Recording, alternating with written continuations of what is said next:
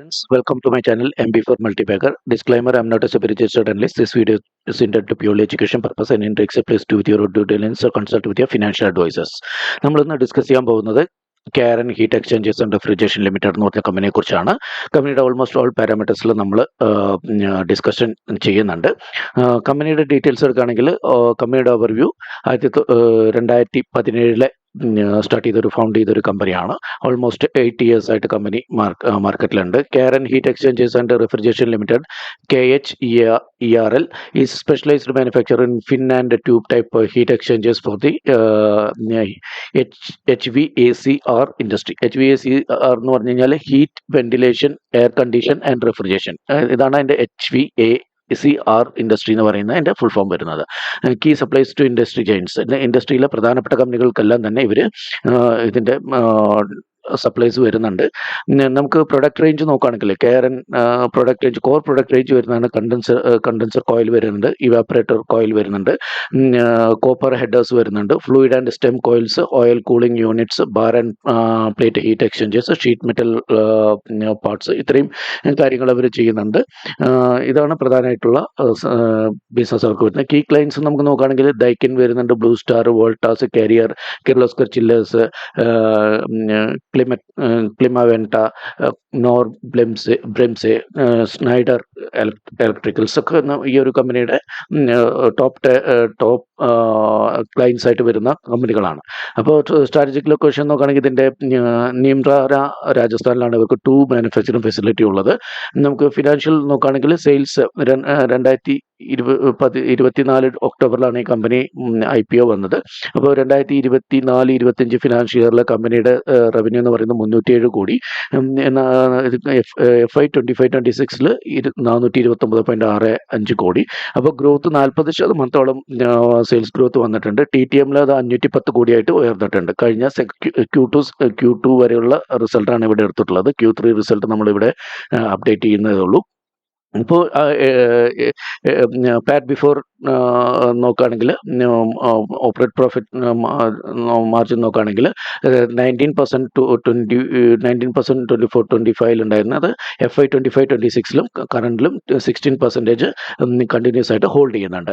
എബിറ്റ margin ഇത് നോക്കുകയാണെങ്കിൽ net profit പെർസെൻറ്റേജിനെക്കാളും ബെനിഫിറ്റഡ് നെറ്റ് പ്രോഫിറ്റ് ബെനിഫിറ്റ് കുറച്ചും കൂടി ബെനിഫിറ്റഡ് ആണ്.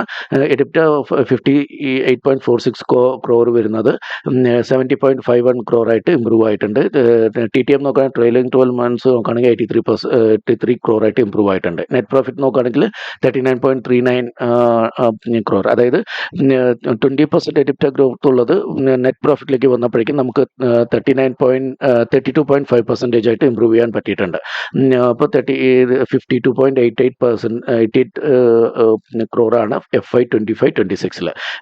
ട്രെയിലറിംഗ് 12 months നോക്കുകയാണെങ്കിൽ 59 ആയിട്ട് ഉയർന്നിട്ടുണ്ട്. അപ്പോൾ പ്രോഫിറ്റ് ഗ്രോത്തും നെറ്റ് പ്രോഫിറ്റും ഓപ്പറേറ്റ് പ്രോഫിറ്റും ഒക്കെ നല്ല രീതിയിൽ മെയിൻറ്റെയിൻ ചെയ്യുന്ന ഒരു കമ്പനിയാണ്. നമുക്ക് ഒരുപാട് ഡാറ്റ നമുക്ക് ഈ ഒരു കമ്പനിക്കകത്ത് അവൈലബിൾ അല്ല, അതുകൊണ്ടാണ് വളരെ ഷോർട്ടായിട്ട്, കാരണം IPO വന്നിട്ട് ഒരു വർഷം കഴിഞ്ഞതേ ഉള്ളൂ. അപ്പോൾ സ്ട്രോങ് എക്സ്പോർട്ട് സ്ട്രെങ്ത് നോക്കുകയാണെങ്കിൽ കമ്പനി 14 കൺട്രികളിലോളം പ്രസൻസ് ഉള്ള കമ്പനിയാണ്. USA, UAE, ഇറ്റലി, കാനഡ പോലുള്ള യൂറോപ്യൻ കൺട്രി, അതുപോലെ തന്നെ നോർത്ത് അമേരിക്കൻ കൺട്രി ഉൾപ്പെടെ പുതിയ സ്റ്റെപ്പ് ഇൻ ചെയ്യുന്നുണ്ട്. USA, UAE പോലുള്ള വലിയ ഇന്റർനാഷണൽ പ്രസൻസ് ഉള്ള 14 കൺട്രിയോളം എക്സ്പോർട്ട് കോൺട്രിബ്യൂഷൻ ഉള്ള ഒരു കമ്പനി കൂടിയാണ്. എക്സ്പോർട്ട് കോൺട്രിബ്യൂഷൻ്റെ കാര്യം പറയുമ്പോൾ നമുക്ക് ഡൊമസ്റ്റിക് നിന്നാണ് ഏറ്റവും കൂടുതൽ ബിസിനസ് വരുന്നത്. 84.31% ഡൊമസ്റ്റിക് സെയിൽസ് ആണ് കഴിഞ്ഞ ഫിനാൻഷ്യൽ ഇയറിലെ ഡാറ്റ വെച്ച് നോക്കുമ്പോൾ. എക്സ്പോർട്സ് 15.69%, അതായത് പ്രിസൈസ്ലി 16% ആണ് നമുക്ക് എക്സ്പോർട്സിന് വരുന്നത്.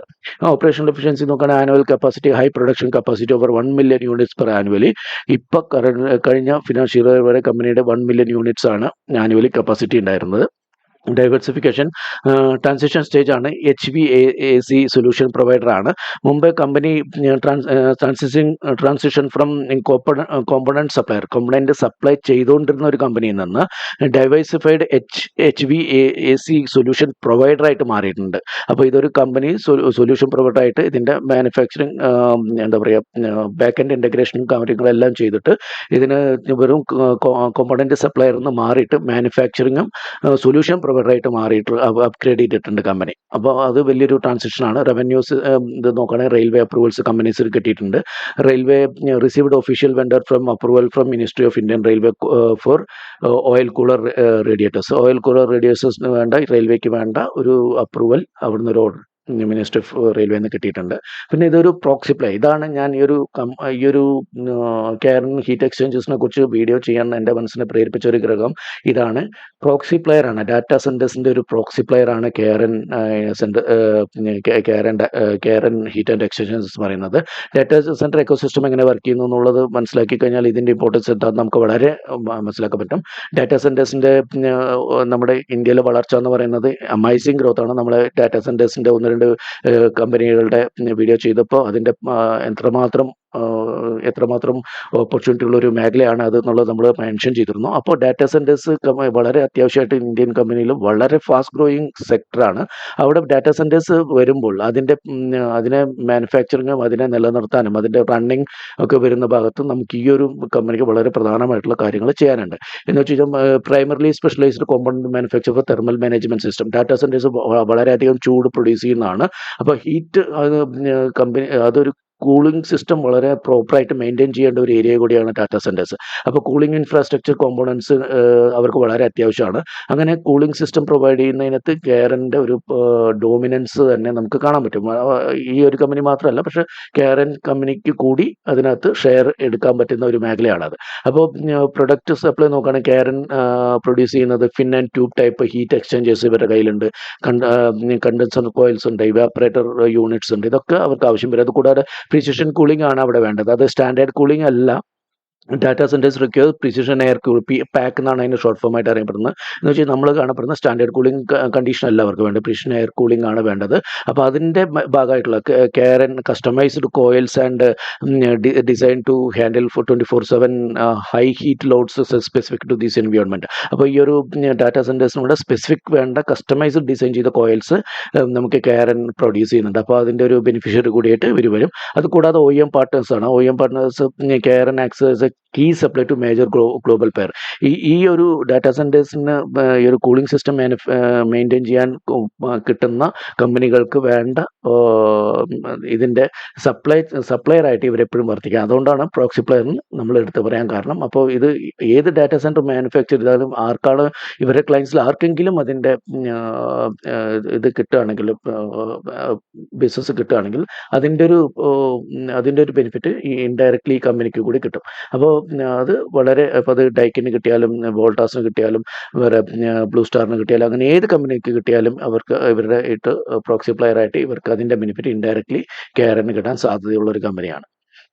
ഇപ്പോൾ സ്ട്രാറ്റജിക് അക്വിസിഷൻ വേറെ ബസ് എയർ കണ്ടീഷനിങ് ഡിവിഷൻ അവർ അക്വയർ ചെയ്തിട്ടുണ്ട്. Recently acquired bus air conditioning division spear refrigeration system. അപ്പോൾ ഇവിടുന്ന് അവർ ബസ് എയർ കണ്ടീഷൻ സിസ്റ്റത്തിൻ്റെ എടുത്തിട്ടുണ്ട്. ന്യൂ കപ്പാസിറ്റി എക്സ്പാൻഷൻ നോക്കുകയാണെങ്കിൽ കാരൻ HVAC products limited wholly owned subsidiary commenced commercial production in May 2025 at new plant at Alwar രാജസ്ഥാനിൽ. Capex 300 കോടിയിലധികം capex വെച്ചിട്ട് നമ്മൾ ഓൾറെഡി പറഞ്ഞത് 1 million ആണ് പെർ ഇയർ പ്രൊഡക്ഷൻ കപ്പാസിറ്റി ഉണ്ടെന്നാണ്. പക്ഷേ ഈ ഒരു പ്ലാന്റ് വരുന്നതോടുകൂടി പ്രൊഡക്ഷൻ എയിം ചെയ്യുന്നത് 6 million യൂണിറ്റ്സ് പെർ ഇയർ ആണ്. ഇപ്പോൾ അതിൻ്റെ minimum 5 to 6 times full utilization വരികയാണെങ്കിൽ 5 to 6 times ബിസിനസ് അല്ലെങ്കിൽ യൂണിറ്റ്സ് പ്രൊഡ്യൂസ് ചെയ്യാനായിട്ട് ഇവർ എയിം ചെയ്യുന്നുണ്ട് ഈ ഒരു പുതിയ ഈ ഒരു ക്യാപെക്സ് ഈ ഒരു പ്ലാന്റ് വഴി. അപ്പോൾ ടെസ്റ്റിംഗ് ചെയ്യുന്ന അഡ്വാൻസ് ടെസ്റ്റിംഗ് മുമ്പ് ഒരു തേർഡ് പാർട്ടീനെ കൊണ്ടാണ് അവർ ചെയ്യിച്ചിരുന്നത്. അപ്പോൾ അത് launched Thermotech research laboratory for advanced HVACR testing, reduced reliance on third party. അപ്പോൾ തേർഡ് പാർട്ടീനെ ആശ്രയിക്കേണ്ട, സ്വന്തമായിട്ട് തന്നെ ടെസ്റ്റ് ചെയ്യാൻ പറ്റും. പിന്നെ ഹീറ്റ് എക്സ്ചേഞ്ചേഴ്സ് കമ്പനി ദാറ്റ് ജസ്റ്റ് വെന്റ് പബ്ലിക്, അതായത് IPO 2024 ഒക്ടോബറിലാണ് 342 കോടിയാണ് അവർ IPO കളക്ട് ചെയ്തത്, IPO വഴി കളക്ട് ചെയ്തത്. Growing at fast massive 70 70% year on year ആയിട്ട് 70% കൂടുതൽ ഇയർ ഓൺ ഇയർ എന്താ പറയുക സക്സസ് ഉള്ള അല്ലെങ്കിൽ ഗ്രോത്ത് ഉള്ള ഒരു കമ്പനിയാണ് KRN എന്ന് പറയുന്നത്. ബിസിനസ് മോഡൽ നോക്കുകയാണെങ്കിൽ നമുക്ക് നോൺ ഫെറസ് ഹീറ്റ് എക്സ്ചേഞ്ചേഴ്സിൽ ഇവർ സ്പെഷ്യലൈസ്ഡ് ആയിട്ട് copper aluminium heat exchangers, non ferrous ആയിട്ടുള്ള കോപ്പർ അലുമിനിയം ഹീറ്റ് എക്സ്ചേഞ്ചേഴ്സ് ഇവർ മാനുഫാക്ചർ ചെയ്യുന്നുണ്ട്. അതിൽ സ്പെഷ്യലൈസ്ഡ് ആയിട്ടുള്ള ഒരു കമ്പനി കൂടിയാണ്. പിന്നെ bracing school for skill development വേണ്ട ഒരു പ്രോഗ്രാം കൂടി ഇവർ ചെയ്യുന്നുണ്ട്.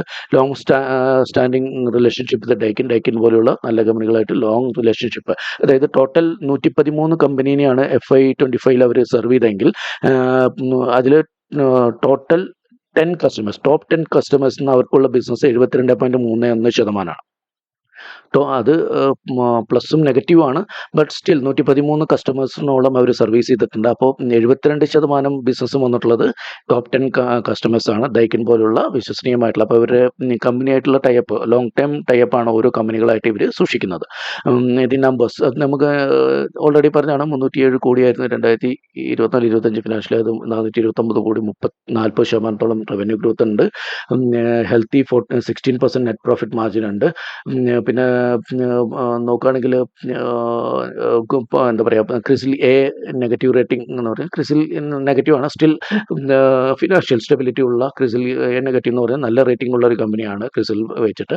ഗ്രോത്ത് ട്രിഗേഴ്സ് നോക്കുകയാണെങ്കിൽ നമുക്ക് ഫ്യൂച്ചർ പില്ലേഴ്സ് നോക്കുകയാണെങ്കിൽ കീ ഗ്രോത്ത് ഏരിയാസ് ഏതൊക്കെ വരുന്നത് എന്ന് വെച്ച് കഴിഞ്ഞാൽ റെയിൽവേ ഹൈ മാർജിൻ ഗവൺമെൻറ് കോൺട്രാക്ട്സിൽ ഇവർക്ക് ബിഡ് ചെയ്ത് വിൻ ചെയ്യാൻ പറ്റുന്ന ഒരു സാഹചര്യം ഉണ്ടായിട്ടുണ്ട്. അപ്പോൾ ഇപ്പോൾ ഹൈ മാർജിനാണ് റെയിൽവേയിൽ വരുന്ന ഈ ഒരു ഇതിലുള്ള ബിഡിംഗ് ഒക്കെ അവരുടെ ഒരു പെർസെൻറ്റേജ് ഓഫ് പ്രോഫിറ്റ് ഹയർ ആണ്. അതുപോലെ തന്നെ പുതിയൊരു business bus AC acquisition entry into transport cooling market. ഇതൊരു പുതിയൊരു കമ്പനി സ്പെയർ റെഫ്രിജറേഷൻ ഒരു പാർട്ട് അക്വയർ ചെയ്തുകൊണ്ട് തന്നെ ബസ് AC അക്വിസിഷൻ എൻട്രി ചെയ്തുകൊണ്ട് ആ ഒരു ട്രാൻസ്പോർട്ട് കൂളിംഗ് മാർക്കറ്റിലേക്ക് കൂടി ഇവർ സ്റ്റെപ്പ് ഇൻ ചെയ്തിട്ടുണ്ട്.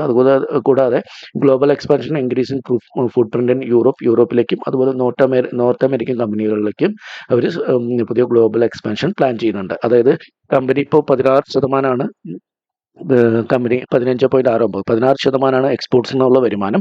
അത് കമ്പനി എയിം ചെയ്യുന്നത് 2026 ഫിനാൻഷ്യൽ ഇയറിൽ, 2025-26 ഫിനാൻഷ്യൽ ഇയറിൽ 30-35% ഇൻക്രീസ് ചെയ്യാനാണ്. എക്സ്പോർട്ടിൽ നിന്ന് മാത്രം ഇപ്പോൾ ഉള്ളതിൻ്റെ ഡബിൾ ആക്കാനാണ് കമ്പനി ഉദ്ദേശിക്കുന്നത്. അത് നല്ലൊരു പ്രോഫിറ്റ് മാർജിനും കാര്യങ്ങളൊക്കെ ഇമ്പ്രൂവ് ചെയ്യാൻ ഹെൽപ്പ് ചെയ്യുന്നതാണ്. പിന്നെ ഏറ്റവും പ്രോമിനൻ്റ് ആയിട്ട് ഞാൻ ഈ ഒരു കമ്പനീനെ ലൈംലൈറ്റിലേക്ക് ഞങ്ങളുടെ ഇൻട്രൊഡ്യൂസ് ചെയ്യാൻ ഉദ്ദേശിച്ച പ്രധാന കാരണം ഡാറ്റാ സെൻറ്ററിൻ്റെ പ്രോക്സി പ്ലെയർ ആയതുകൊണ്ടാണ്. ഡാറ്റാ സെൻറ്റേഴ്സ് വളരെ വേഗത്തിൽ വളർന്നുകൊണ്ടിരിക്കുന്ന ഒരു മേഖലയാണ് ഇന്ത്യയിൽ.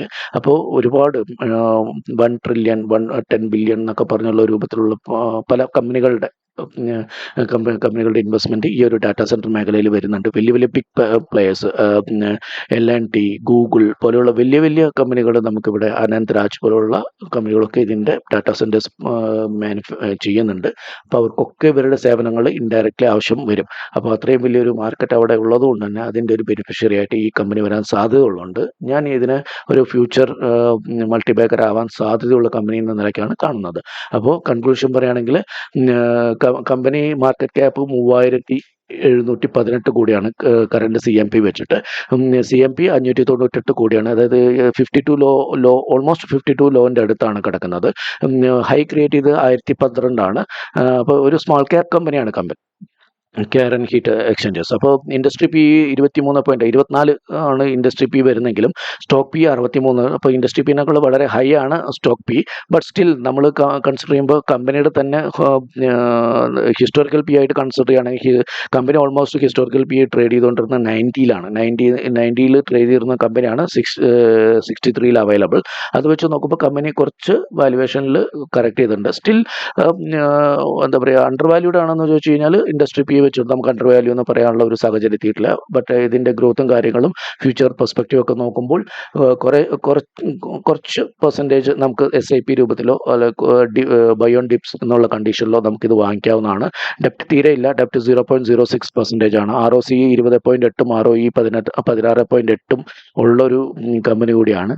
30 കോടി താഴെ 0.06 വളരെ മിനിമലായിട്ടുള്ള എന്താ പറയുക ഡെപ്റ്റുള്ള കമ്പനിയാണ്. റിസർവ്സ് മാത്രം മാത്രം 466 കോടി കമ്പനിയുടെ കയ്യിലുണ്ട്. 466 ക്രോസ് കമ്പനിയുടെ കയ്യിൽ റിസർവ്സ് ഉണ്ട്. ഫ്യൂച്ചർ എക്സ്പാൻഷന് കമ്പനിയുടെ കയ്യിൽ ബോറോയിങ്സോ കാര്യങ്ങളോ വേണ്ടാതെ തന്നെ അവർക്ക് എക്സ്പാൻഡ് ചെയ്യാനുള്ള റിസോഴ്സ് കയ്യിലുള്ള ഒരു കമ്പനിയാണ്. അതുകൊണ്ട് ഇത്രയും പോസിറ്റീവ് ആസ്പെക്ട്സ് ഉള്ളതുകൊണ്ട് തന്നെ with a strong promoter holding 70.8% promoter holding ഉള്ള clear path towards diversifying into railway, transport and data centers, proxy Cairn is a stock to watch in the industrial cooling space. അപ്പോൾ industrial cooling സ്പേസിൽ നമുക്ക് നോക്കാവുന്ന ഒരു കമ്പനിയാണ്. അപ്പോൾ ഇത് research ചെയ്യുക. Thank you for watching. Thank you for supporting me. Keep going.